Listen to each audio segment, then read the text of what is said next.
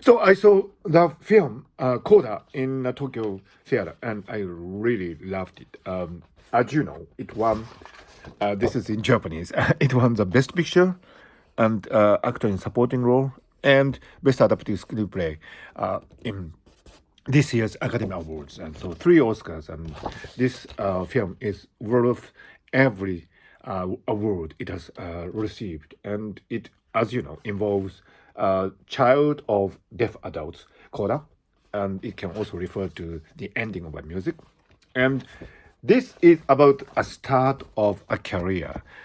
This teacher is someone who believes in his pupil, and this girl grows, receiving his really deep understanding of music, and all these expertise shown upon her.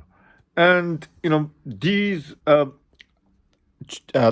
parents and brother, they come to understand her special talent and they support her.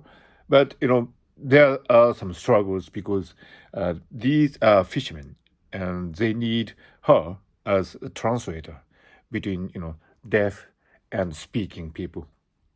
And her mother is portrayed as somebody who actually doesn't really understand her special talent at the beginning, because this, the really clever setting of this film is that these people are deaf, so they cannot really appreciate how wonderful the singing of this girl is. So they can only assess the her talent through the reactions of the audience.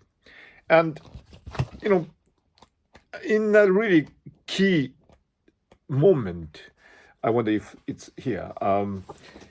She auditions for her entry into the Berkeley Music Academy in Boston, and at that key moment, there's something magical happening in the auditorium, and you really need to see the film because I don't want to reveal it here.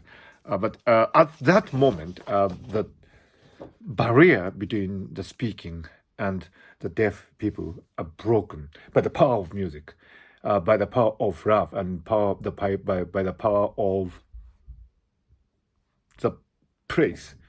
Because the praise is where we coexist and we harmonize with each other, where we have the nagomi between people. So that I think is the most beautiful scene in this film.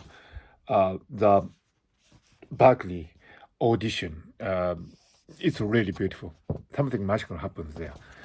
I think we should really, really applaud the director of this film, Sharon Hera.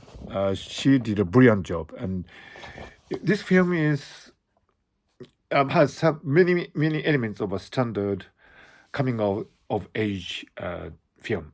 So in that sense, Coda is an ordinary film in terms of growing pains of a student and her family and so on. So this is a kind of a standard of a genre. But because of all these really deeply resonant, uh, you know, uh, machinery or gadget in the script and filmmaking, when you gather these different elements together, then there's a light coming out of these, the interaction between these elements, and you have something quite extraordinary in the end.